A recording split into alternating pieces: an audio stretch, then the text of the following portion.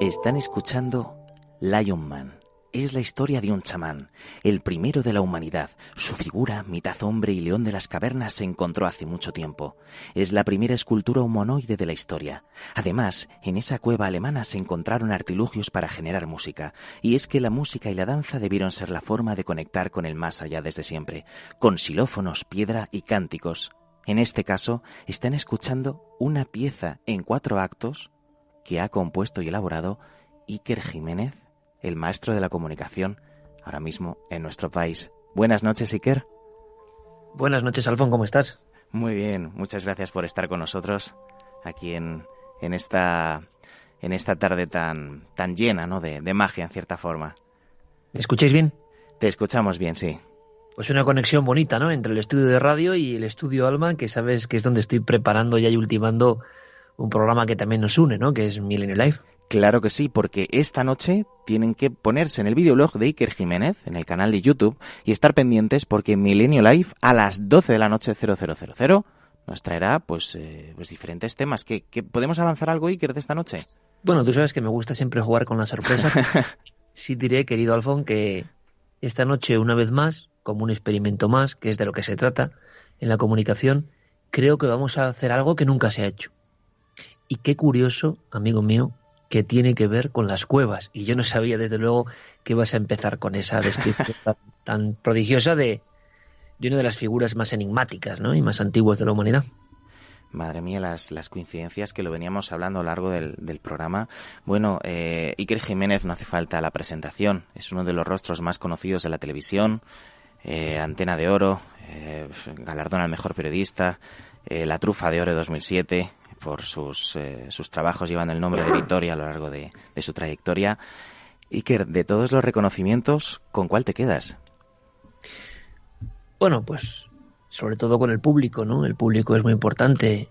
Hemos tenido la fortuna como periodistas de recibir el premio Ondas o 2 veces la Antena de Oro o la medalla del Festival de Cine Televisión de Nueva York, muchas cosas, pero que al final no es de verdad ser naif, ¿no?, sino que si no hay público que te permita continuar ejerciendo tu labor, los premios son poco. Los premios los suelen dar profesionales, los suelen dar los amigos o incluso a veces los enemigos. Pero esa persona, esa mujer, ese hombre, ese niño, ese anciano que te soporta, te sigue, te da su aliento y su oxígeno diciendo yo estoy aquí a pesar de las dificultades, ¿no?, de hoy en día para comunicar, porque se ha repartido, me parece bien, muchísimo, ¿no?, la capacidad de recibir estímulos. Es muy difícil tener un público fiel.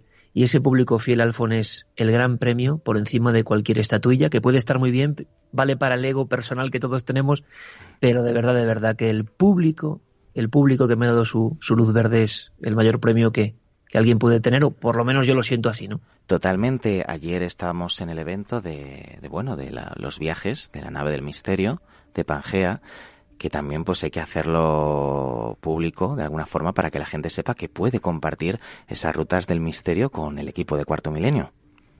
Y ayer hablábamos de esa nueva aventura y tú estuviste con nosotros, había 700 personas, un evento que por un pequeño fallo informático había duplicado la capacidad respecto al aforo, y oye, qué público, ¿no? Que en este mundo nuestro donde la crispación, el enfrentamiento, los nervios, las tensiones están en todas partes, ver a unas personas tan absolutamente entregadas, educadas, respetuosas, a mí me sigue sorprendiendo. He tenido esa suerte, de verdad, ese es el premio. Desde que en la cadena SER empecé a llevar Milenio 3 a los estadios, a los pabellones de baloncesto, a los teatros, 2.000, 3.000, 6.000, 7.000 personas, que se dice pronto en la madrugada, y ni un incidente, ¿no? Ese es, Alfón, el premio. Madre mía, totalmente de acuerdo. Hablamos también de tu trayectoria como autor, Enigmas sin resolver, El paraíso maldito, Enigmas sin resolver, volumen 2, Fronteras del imposible, Encuentros, Tumba sin nombre, Noche del miedo, pero es que Iker también es escritor y tiene Camposanto, que es del 2005. ¿Cómo surgió esa idea? Bueno, pues como dice mi buen amigo y gran novelista Alberto Vázquez Figueroa, él dice siempre, soy un mal novelista y tengo 90 libros para demostrarlo, ¿no? A mí me pasa lo mismo, pero bueno, andaba yo tan enfebrecido, mis raíces me llevan siempre a un poco el mundo del arte, que ha sido una cuestión que aunque yo no he compartido, digamos, como profesión, sí lo han hecho mis abuelos, mis padres, mis tíos, yo fui un poco la oveja negra, ¿no? Que le gustaba más quizá contar cosas, aunque para vender el arte y amarlo hay que saber contarlo también. Y entonces tenía tanta información sobre el Bosco, que es, bueno, un pintor que yo creo que le gusta a todo el mundo, Alfón, porque ¿cómo no te va a gustar? Enigmático. Claro, ¿cómo no te va a gustar? Y con ciertas informaciones que yo había recogido en Venecia, sobre todo, donde hay una parte enigmática, ¿no?, de sus obras, pues hice una conexión con otro punto que a mí me encantaba, siempre me ha encantado, que es el Escorial. Y la extraña, todo empezó con, bueno, al saber exactamente la disposición de las obras del Bosco en las últimas noches de muerte de verdad lúgubre y terrible de Felipe II, el rey más poderoso que ha habido jamás en la tierra. Bueno, pues, ¿por qué un hombre tan aparentemente ortodoxo y tan severo con la religión y tan guardián, ¿no?, de los postulados más antiguos, si quieres, por qué se rodeó de las tablas del infierno y de una serie de códigos extrañísimos y persiguió por toda Europa cuadros de este hombre?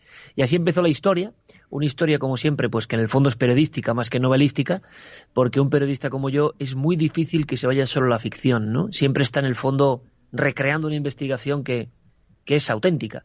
Y ahí sí surgió Camposanto, que bueno, oye, pues fue una experiencia muy bonita en mi vida. Lo que pasa es que justo después de Camposanto, justo ese verano de Camposanto, llegó la televisión. Pensábamos que iba a ser una cosa de poquito tiempo, ya han pasado 15 años, ¿no? Y por eso no he podido volver a escribir. Madre mía, lo que son las cosas, ¿no? Muchas veces lo que comentábamos, que una situación lleva a la otra y sobre todo, si hay 3 palabras que definan a Iker Jiménez es que sigue teniendo ese niño interior, la ilusión con la que hace las cosas y sobre todo el entusiasmo. ¿Cuáles son los libros que de niño, digamos, retroalimentaron ese ser tuyo, Iker? Mira, a mí me impresionó mucho, hablando de libros que no tienen que ver con el misterio, me impresionó mucho El Quijote, curiosamente, que siempre se cita, pero sabes que muy pocas veces se ha leído. A mí me impactó mucho el personaje, ¿no? Tan es así que yo creo que a veces las lecturas son para ciertas edades, ¿no? Porque si no, cuando es obligatorio o yo creo que no corresponde con un estado mental, es que no se entiende. Y en ocasiones vuelves a ellas después. Recuerdo, vi de Don Quijote y Sancho de Unamuno, que me impactó muchísimo, porque en el fondo era llevar el quijotismo a la vida del tiempo de Unamuno, a la vida más o menos moderna. Y ya te decía Unamuno que de alguna forma te iban a dar palos, pero hasta en la estera, ¿no? O sea, te iban a machacar. Hasta en el carnet de identidad. Totalmente. O sea, eso ya te avisaban, ¿no? Curiosamente, mis lecturas, te digo, no relativas al misterio, que si quieres luego todo el misterio, las lecturas, yo siempre he sido un voraz lector.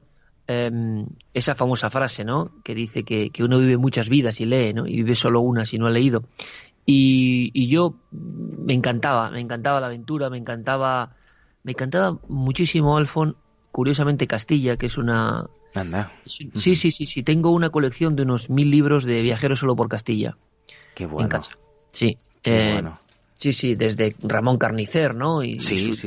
Castilla y sus andanzas en Castilla la Vieja, hasta muchos caminantes por las tierras de Campos, Jesús Torbado, el mítico Jesús Torbado. Delibes. Claro, bueno, por supuesto. Y sobre todo, fíjate, Alfón, me encantaba, paralelo al misterio, aunque para mí tiene mucho misterio, me encantaba la crónica viajera. Pero no me hacía falta irme a la de Pascua o al Paititi, ¿no?, con Jack London. No, a mí me gustaba de verdad el viajero español y especialmente por Castilla, y empecé haciendo mi pequeña colección. Y sin duda, en juventud, que yo creo que es cuando nos deslumbramos con los libros, ¿no?, a mí, y lo he ido releyendo y releyendo, y sé que es un libro muy citado, y sé que es un libro muy obligatorio en algunas ocasiones, pero a mí me enamora por su sencillez, por su luz, por algo que yo no sé bien definir, que eso es la magia, que es Viaje a la Alcarria de Camilo José Cela. Wow. Que dice, claro, el arte de... Es como jugar al fútbol, ¿no, Alfon? Que sabes que yo todavía juego al fútbol. Sí, retrofútbol. Sencillo es lo difícil, ¿eh? Y para ser sencillo es muy difícil. Y me pareció tan hermoso, ¿no? Ese viaje del viajero, ¿no? Que aparece ahí en esa cheslong al principio de la escena, que me parece el viaje más alucinante del mundo. O sea, no lo cambio por las grandes expediciones polares o del desierto. Y tengo mucho apego con Castilla, con muchas partes de España. Luego fui ampliando esa colección que me encantaría que un día vieses, donde hay muchas joyas de viajeros por España, ¿no? Me parece que ha sido una categoría quizá poco valorada. Exacto, pero maravillosa. Totalmente de acuerdo. Hablemos también de los libros de misterio. 3 títulos que nos podría recomendar, Iker, para iniciarnos un poco. Bueno, hay 3 títulos. Bueno, hay miles. A mojarnos. Yo tengo en casa, pues, y es una pena porque, bueno, es una pena. A mí me gustan los libros, ¿no? Pero reconozco, como todo el mundo, que mucho de lo que leo es digital también. Ahora es que es así. Ay, sí, rapidez, sí. Y es así. Pero Se sin pierde embargo, claro, te puedo decir en mi casa, Alfon, en mi casa y en la de Carmen, que hay unos 28.000, 29 libros. O sea, Madre no mía. es poca cosa. Y además libros, muchos de documentación, evidentemente, pero muchos muy vividos, ¿no? Y si yo tuviera que coger 3 de mi biblioteca, pues mira, uno evidentemente es el libro que a mí me hizo querer ser lo que he sido, o lo que soy, o lo que fui, o lo que seré, pero vamos, que marcó mi carrera, que es un libro que puede parecer, lo dicho, hasta naif, ¿no? Pero ¿dónde te llega? Pues a mí me llegó a los 11 años y era un libro de tapa marrón de una colección llamada Otros Mundos, de Plaza y Janés, y lo firmaba un reportero navarro de la Gaceta del Norte, años 70, salía una especie de Diane 6, a ti que te encantan Madre mía, qué bonito es ese coche. Pues era el Diane 6 de un hombre llamado Adrián Sánchez, atravesando las carreteras entre Castillo de las Guardas y Aznalcóllar, y un gigantesco ovni absolutamente clásico, ¿no?, encima de su capó. Y el libro se llamaba 100.000 kilómetros tras los ovnis. Me lo voy a apuntar ahora mismo. Sí, bueno, eso es la joya de las joyas de las joyas. ¿Por qué? Porque no deja de ser un reportero que se enfrentó a todo el mundo, eso hay que decirlo. Para mí ha sido mi Quijote de la infancia y la juventud, mi gran amigo. Es verdad que ahora no me habla, pero bueno, gajes del oficio. Pero nadie te puede quitar al Quijote de tu vida, ¿no? No te lo pueden quitar. Y he tenido la fortuna de investigar, de viajar con él, un reportero absolutamente impresionante. J. Benítez, conocido por Caballo de Troya, qué ¿no? grande. Pero 100.000 kilómetros tras los ovnis, lo recomiendo aquí en tu programa a todo el mundo porque son las crónicas puras y duras de un reportero de sucesos que empieza a darse cuenta de que en esa España de la transición, entre el 74 y el 79 más o menos, están pasando cosas y la gente cuenta cosas. Y coge su viejo SEAT 124 y empieza a recorrer España entrevistando. Y para mí era eso, el Quijote en un 124, ¿no? Entonces, ese sería mi libro. Y también recomendaría, sin duda, entre los muchísimos, hay uno que quizás sea el libro que más me ha impresionado ya de adulto. Es un libro que no es fácil, de verdad. Es un libro para los que ya estén quizá un poco metidos en el misterio de la vida, tampoco hay que se llama En los oscuros lugares del saber. Y esto es de Patrick Kingsley, un auténtico intelectual, que hablando de las tradiciones de los antiguos griegos bajo tierra, de la conexión con los sueños, de cómo se empleaban los sueños en la antigüedad como una forma de diálogo que hoy hemos perdido. Para los antiguos, soñar no era simplemente una cosa que aparece en la papelera del ordenador, que nos dicen que no sirve para nada, sino era una conexión con el otro mundo. Para los viejos griegos había que morir antes de morir para saber lo que había al otro lado, ¿no?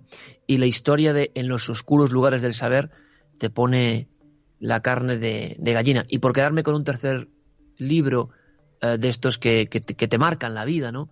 Hay uno maravilloso, absolutamente, habría miles, ¿no? Pero uno maravilloso que me hizo llorar, porque fueron en momentos también donde yo estaba pasando mi noche oscura del alma, cuestiones de profesionales, de ataques, de cosas, momentos de debilidad también, ¿no? Pues lo recomiendo a todo el mundo, se llama Los Duendes del Prado, y lo hace un neurofisiólogo que es una maravilla, es un ser elevado, o sea, algo prodigioso, que se llama Rolf Carballo, lo escribió con 91 años, fue su obra póstuma, después falleció, y era un poco el sentido de la vida, el misterio y la belleza del arte como último enganche con el misterio real en esta realidad. Y te aseguro que es algo, se centra en el Bosco y en Goya, es algo absolutamente insuperable. Es como esas obras maestras que, no sé, es como cuando Mike Oldfield hace... Tubular Bells. Dices, puedes volver a estar buscando, pero eso tocó ahí, ¿no? O Jean-Michel Jarre, Oxygen 4, ¿no? Esas cosas. Bueno, pues ese libro, de verdad, Los Duendes del Prado, Qué mí bueno. me transformó personalmente. Es muy difícil de encontrar, por cierto. Me lo voy a apuntar porque me estoy apuntando tus recomendaciones. Iker, ¿tú crees que estamos también en un mundo tan lleno de competencia, donde el compañero está ahí a la espera, ¿no?, de qué es lo que pasa, que también tiene que ver con la pérdida del interés muchas veces en la cultura? Es decir, que si estuviéramos hondando más allá en los términos de conocer nuestras raíces, de conocer nuestra historia, nuestra literatura, la gente sería más consciente de que al fin y al cabo hay que tratarse un poquito mejor. Yo creo que es que el arte, la cultura, evidentemente, la literatura, la pintura, también, como no, la radio, la comunicación, la televisión. Yo me creo un artista, te lo aseguro. Y creo que los que estamos en esto somos artistas. Mejores, peores, pero no somos solo informadores, y creo que en el mismo instante en que uno pone cierta música para hablar de algo, o elige ciertas imágenes y no otras, en el fondo está jugando a hacer cierta poesía mental, ¿no? No tenemos por qué sentirnos minusvalorados. Entonces los artistas, que pretendemos modificar un poco la mente de los que nos siguen, tenemos que acudir a esas raíces que tú dices, Alfón, porque perderlas es perder el último enganche con algo que es superior a lo banal y a lo más denso, que es el material con el que se nos bombardea permanentemente, ¿no? Todos los estímulos han servido, curiosamente, para encadenar más a una parte de la sociedad, para hacerla más primitiva en el peor sentido, para estar más enganchados a la ludopatía, a la pornografía, o sea, es decir, en vez de elevarte, en vez de tener más opciones que nunca para desprenderte un poco, ¿no?, de las cosas más densas. Y bueno, ahí está la batalla, ¿no? Es más difícil que nunca, aunque yo soy positivo y creo que hay muchos elementos, Alfon, que nos parecerían antes magia. O sea, que tú y yo estemos hablando con esta calidad y con esta tranquilidad desde el estudio y desde aquí, no es fácil, sería inimaginable hace 50 años, ¿no? O que ayer estuviéramos 700 amigos y con un botón tú comuniques toda esa emoción a todas las personas a través de su móvil. Qué bueno. Pues, cosas maravillosas, ¿no? Pero es verdad que estamos en ese momento de... Es un doble filo. Exacto, exactamente. Eso es un doble filo. Bueno, pues Iker Jiménez tiene que preparar el programa, ya le hemos dicho, para esta noche a las 12, Milenio Live, en el canal de YouTube, el videoblog de Iker Jiménez, pero yo no tengo ningún problema, Alfone, tengo tiempo, o sea que tranquilo, por mi parte no tengo ningún problema en charlar contigo, que lo sepas, ¿eh? Pues muchísimas gracias, te lo agradezco de corazón, y además desde aquí darte las gracias por permitirme, ¿no?, formar parte de esa pequeña gran familia que es la Nave del Misterio, y de poder transmitir y perpetuar nuestro patrimonio de nuestro país a través de las historias, a través de las leyendas y de los testimonios, porque sin el testimonio se nos acaba todo. Hombre, yo creo que lo que tú estás haciendo es muy parecido a lo que hacía Benítez, a lo que yo he hecho mucho tiempo. El recuperador de historias no deja de ser una especie de sociólogo, una especie de rastreador, una especie de detective. Esto va mucho más allá del periodismo, ¿no? Y cuando tú recoges historias como has hecho en Castronuño, en las zonas de Valladolid, estás recuperando un material que, de no ser porque llega el aventurero, el perseguidor de estas cosas, se perdería para siempre, ¿no? Y yo creo que todo esto tiene un valor incluso antropológico, ¿no? No dista mucho lo que hacemos los investigadores, entre comillas, del misterio, de lo que han hecho toda la vida los antropólogos para contar cómo es una sociedad, o qué le inquieta a una sociedad, o qué le inspira a una sociedad. Y pese a quien pese, las cosas extrañas siguen ocurriendo, ¿no? Siguen desafiando este mundo científico.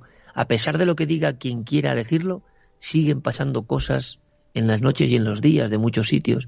Y tiene que haber alguien que lo recoja. Porque lo que es evidente, Alfón, es que a mucha gente nos interesa, porque en el fondo sabemos, muy en el fondo sabemos, pues que no sabemos casi nada, ¿no? Totalmente de acuerdo. Yo, bueno, ya me conoces que soy un escéptico y muchas veces pues los datos, al igual que la línea del programa siempre da el dato en concreto, no hay ni de más ni de menos ha ocurrido este suceso, y sí que es verdad que es que lo hablamos muchas veces, que estamos rodeados de tanto desconocimiento que tenemos que pararnos a pensar y a ver lo que nos rodea, y ese es el gran papel que tiene Cuarto Milenio. Bueno, nadie pensaba que íbamos a estar tanto tiempo. Seguramente hagamos cosas bien, otras peor, pero lo que nadie nos quita es la emoción esa de ser en el fondo esos recogedores de un patrimonio, ¿no? Yo creo que todo lo misterioso, todo lo legendario también, todo lo histórico, depende cómo se cuenta, es más atractivo, ¿no? Hay una cosa buena, la cantidad de programas de radio o de podcast que han crecido contando historias de este tipo y centrándose unos más en la arqueología, en la historia, en la leyenda, en la conspiración, pero en el fondo, en esta órbita de temas, ¿no? Yo creo que es un conocimiento absolutamente enriquecedor, y hay un detalle que es asombroso, ¿no? Que cuando hacen mediciones, los temas que más interesan, por ejemplo, esa Radio La Carta, que hoy en día, pues bueno, está ahí, ¿no?